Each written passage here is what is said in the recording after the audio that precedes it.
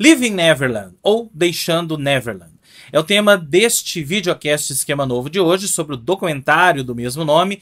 E desde já eu aviso que vai ser um videocast um pouco diferente, porque aqui não vai interessar tanto a forma, mas vai interessar o conteúdo deste documentário que a HBO exibe. Não sei se você está assistindo depois da data ou não. A HBO exibe no Brasil neste final de semana, nos dias 16 e 17 de março. O que é este documentário? Leaving Neverland estreou no Festival de Sundance desse ano, agora em janeiro, e causou um furor por lá, por conta da sua temática. Basicamente, é um documentário, um grande documentário, inclusive, né? Grande, eu digo, em duração. Ele tem quase 4 horas, 3 horas e alguma coisa. É uma grande entrevista, ou várias grandes entrevistas, com 2 rapazes que acusam o Michael Jackson de terem sido assediados pelo Michael Jackson quando crianças. Não só crianças. Um deles, o Wade Robson, diz que o Michael Jackson o assediou de 7 até 14 anos. O documentário em si tem um formato bem convencional. É porque são 2 entrevistas com os dois rapazes, os 2 homens, né? Hoje já são homens, que acusam o Michael Jackson de terem assediado-os. E tem entrevistas também com seus familiares. Então, são várias entrevistas, e as entrevistas com os familiares são bem contundentes, e a gente entende direitinho o porquê delas estarem ali. O fato é, os 2 rapazes, o Wade Robson, que hoje tem 36 anos, e o James Safechuck, de 40 anos, são 2 australianos que conheceram o Michael Jackson ainda quando garotos e ficaram amigos do Michael Jackson. Ambas as histórias, e isso é muito interessante a gente observar no documentário, ambas as histórias são bem iguais. Então, os 2, um deles, o James, conheceu o Michael Jackson através de um comercial que ele fez para Pepsi. E o outro, Wade Robson, era um menino dançarino que imitava o Michael Jackson e foi convidado por ele para participar da própria turnê que o Michael Jackson fez em 1987, 1988, ali pela Europa e tal. Então o Michael Jackson, o modus operandi das 2 histórias é praticamente o mesmo. O Michael Jackson conhece os garotos através do comercial, ou através de imagens que chegam do menino que é dançarino e tal. E Michael Jackson convidava os garotos, ele fazia amizade com os garotos e com as famílias dos garotos. Isso é que é o mais importante da gente entender.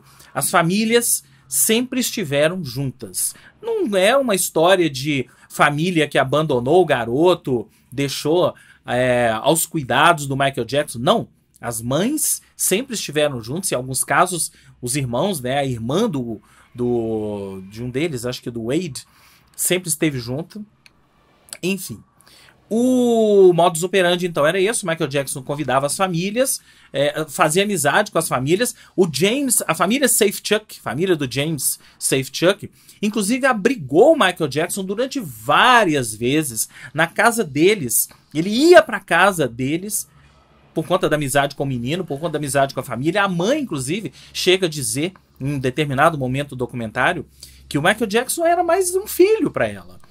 Então, ela colocou aquele cara para dentro da casa dela e a amizade com o filho foi crescendo. E a partir daí, por conta até da vida do que o Michael Jackson levava, ele levava os meninos e as famílias para dentro dos seus domínios. Que eram os seus domínios? Casa em Los Angeles, hotéis, no caso do Wade Robson, que passou uma turnê inteira, uma turnê de verão inteira com ele, Michael Jackson, dançando em cima do palco, e principalmente Neverland.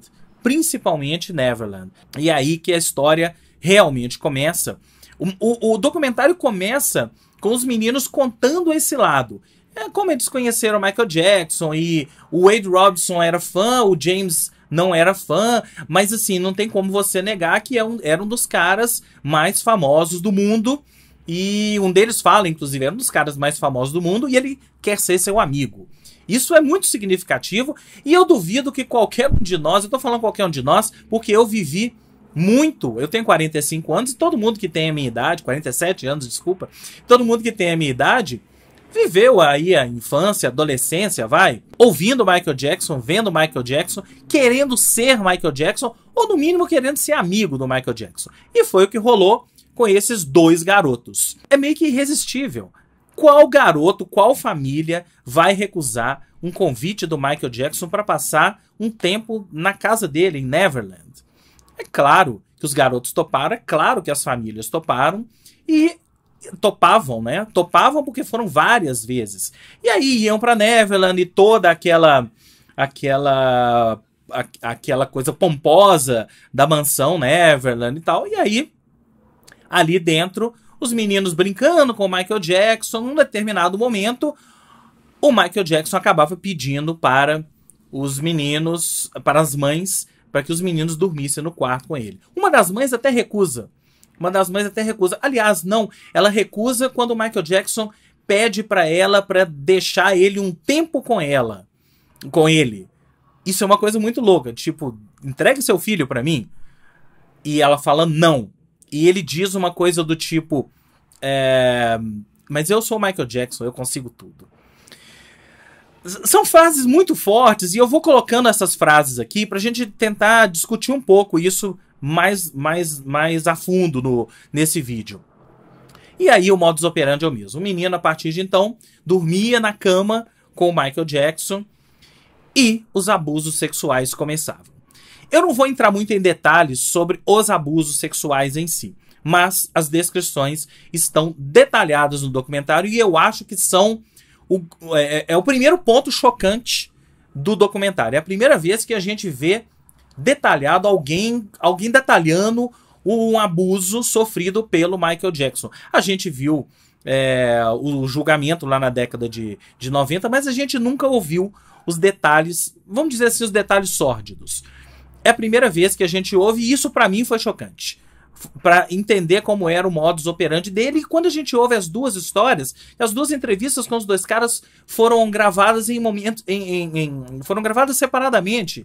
Então a gente vê que as histórias são iguais, o modus operandi é o mesmo. E aí o documentário desenrola com toda a história deles crescendo em meio a isso.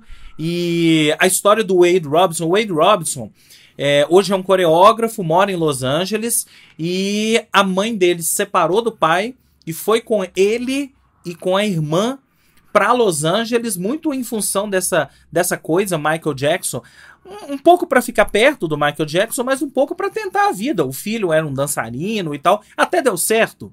Né? O Wade Robson foi coreógrafo de Britney Spears, foi coreógrafo do NSYNC ali na década de 90, no auge desses dois artistas, pelo menos. E deu certo, ele é um cara famoso em Hollywood hoje, ele era um menino talentoso e foi ser um cara talentoso. Aí, o filme vai desenrolando e você vai vendo não só a destruição das famílias, né, a família do Wade Robson, mais até do que a família do Safechuck, mas os traumas que isso vão causando nas famílias e principalmente nos dois.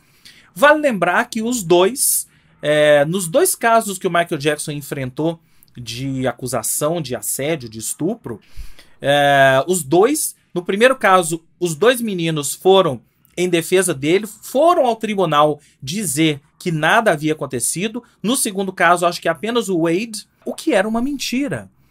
Mas, e aí vamos entrar um pouco na discussão do porquê dessa história, do que eu tirei dessa história. O Wade Robson deixa isso muito claro, que os dois passaram por terapia. Então, só depois de muita terapia que eles, não é que aceitaram, mas entenderam o que tinha acontecido com eles e entenderam principalmente que eles precisavam falar disso.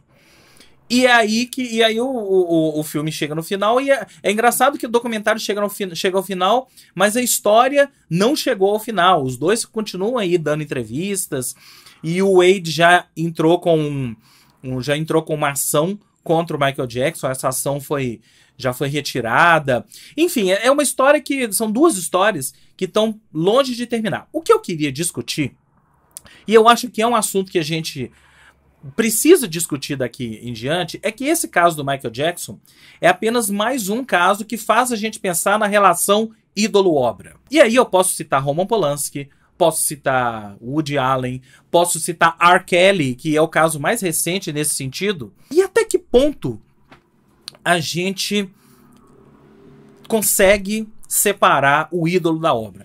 Até que ponto você, eu, a partir do momento em que a gente assiste esse documentário, a gente consegue ouvir a música do Michael Jackson da mesma maneira? Eu acho que esse é um assunto que cada vez mais está passando por nossas mentes e corações, principalmente quem é fã. Eu sou fã do Michael Jackson, eu não tenho como negar isso. Sempre fui fã, mas eu cresci ouvindo Michael Jackson, eu cresci a minha adolescência ali. Quando o Thriller saiu, eu acho que quem é mais novo talvez não tenha noção do que foi o Michael Jackson, do que foi Thriller, do que foi o lançamento disso na década de 80. Era a mídia inteira dominada por isso, só se falava disso, né? Era uma época que não existia internet, não existia nada disso, você tinha poucos recursos para ter acesso à música, à imagem, e esses recursos estavam voltados para Michael Jackson. Então, eu me lembro de fazer... Aliás, eu vi essas cenas nos filmes, eu me lembro direitinho de ficar em frente à TV tentando fazer moonwalk, tentando copiar o moonwalk do Michael Jackson. Então, isso pegou muito forte na minha geração. Esse parênteses eu fiz só pra gente tentar imaginar o que é pra você ter um ídolo, porque hoje são vários ídolos que estão... aliás, eu queria mandar até um abraço para Ana Clara. Eu estava discutindo parte disso, uma discussão no Twitter esses dias, Ana Clara Mata, que é isso, como que a gente lida com os nossos ídolos agora sendo machistas, preconceituosos e tudo mais. E eu falei com ela que isso é uma coisa muito cruel, porque, por outro lado, existem aqueles artistas que a gente não gosta do trabalho artístico, mas que são muito gente boa. E aí, como é que a gente faz? A gente tem que gostar desses caras em detrimento dos outros? Ou a gente tem que realmente separar a obra da persona? Eu não tenho uma resposta para isso. Isso é uma questão que eu tô lidando com ela aos poucos. Eu ainda tô pensando muito sobre isso, porque são muitos os casos de ídolos meus que têm pisado na bola constantemente. Eu já citei Woody Allen, já citei Roman Polanski, né, que são dois ídolos meus no cinema, mas que são escabrosos na vida pessoal, né? O Roman Polanski há muito tempo, o Woody Allen até mais recente, né? A gente tem descoberto coisas e coisas sobre esses dois caras, e agora Michael Jackson. Como lidar com isso? Voltando um pouco ao filme, eu acho que uma questão importante de discutir, independente dessa parte que eu deixo para vocês pensarem, como lidar com essa questão, eu acho que uma coisa importante de discutir que me chamou a atenção é a família. A família e a exposição do filho. A primeira coisa é, como é que nós deixamos passar isso batido?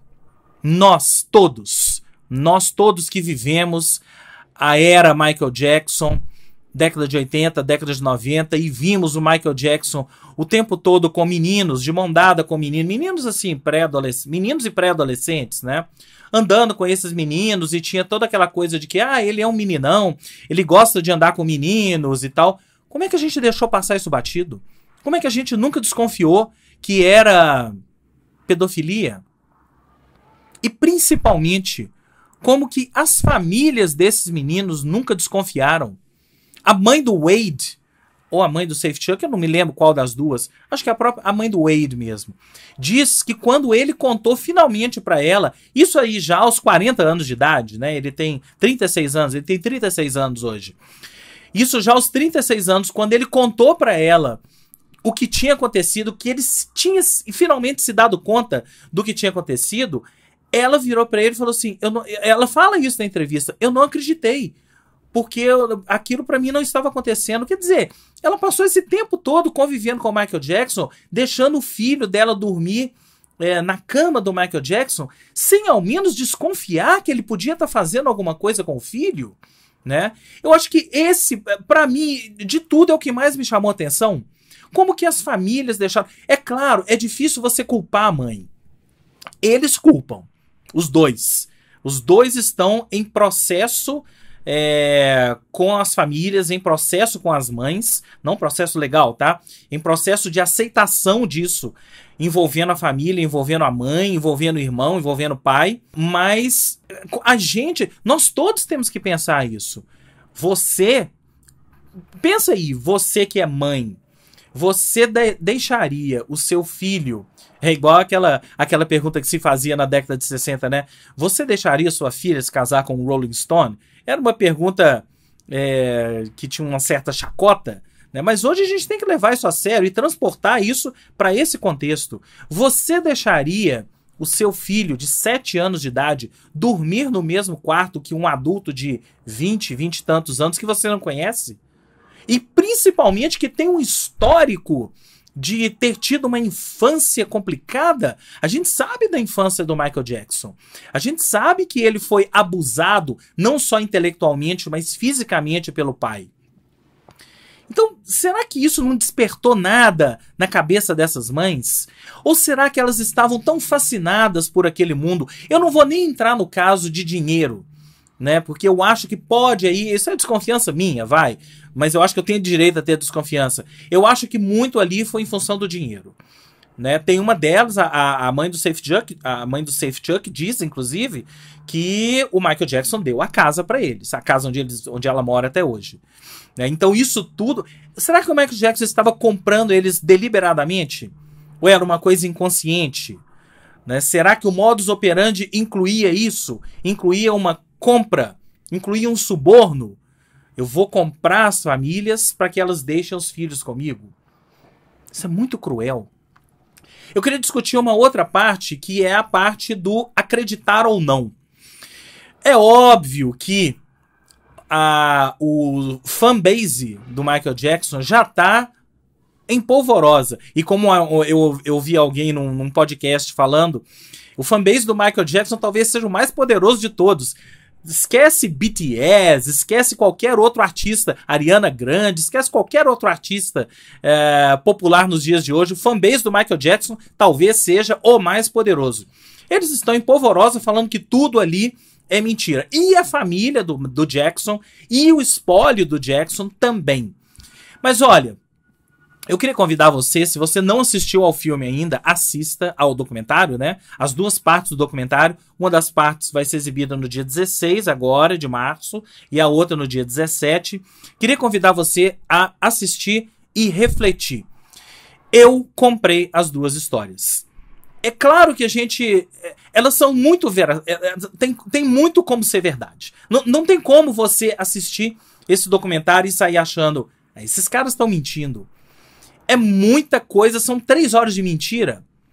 É muito difícil aquilo ter sido mentira. É muito difícil você escutar duas histórias que foram gravadas em separado e as duas histórias iguais. O modus operandi o mesmo. E isso ser mentira, eu não caio nessa. Pra mim, isso tudo é verdade. É claro que o Michael Jackson não tá vivo mais para se defender. Não vai haver um julgamento. Né? Vai haver o nosso julgamento. Nós vamos julgar o Michael Jackson agora nas redes sociais, como eu tô de certa forma fazendo aqui. É lógico que eu não vou condenar nem absolver. Isso eu vou deixar para cada um de nós, cada um de vocês, cada um de nós fazer, até porque é uma questão muito mais complexa do que simplesmente condenar e absolver, porque envolve aquilo que eu falei lá atrás. Envolve a história de você separar a persona da obra ou não. Você consegue fazer isso? Eu não tenho conseguido. Mas eu confesso que depois de assistir esse documentário, eu mudei um pouco até a minha conduta. Porque é tão forte. É tão forte, aqueles depoimentos são tão fortes e é tão visceral, é tão triste, é tão devastador. Tão devastador você ver dois caras dizendo que foram abusados durante 7, 8 anos por um dos maiores astros da música pop em todos os tempos e que isso causou muita coisa ruim na vida deles. Então eu não sei mais se eu vou conseguir ouvir Michael Jackson da mesma maneira que eu ouvia antes. Será que daqui a um tempo, quando eu esquecer um pouco dessa história, quando a poeira baixar, será que daqui a um tempo, quando a poeira baixar, eu vou voltar ao que era antes? Ou será que todas as vezes que eu pegar o Thriller e colocar pra tocar, eu vou me lembrar de James Safechuck e Wade Robson? Não sei. Isso é de cada um de nós e é essa reflexão que eu quero convidar vocês para ter depois, principalmente, de assistir a Living Neverland, documentário, belo documentário que a HBO exibe agora nesse final de semana, dias 16 e 17 de março. Se você está assistindo esse vídeo depois, eles já exibiram, então procure aí na HBO Go ou no seu VOD de preferência, ok? Então é isso, esse foi mais um videocast sobre cinema, talvez, falando de Living Neverland, do documentário, e a gente volta a qualquer momento, a qualquer hora, com mais videocasts aqui no Esquema Novo. Até a próxima.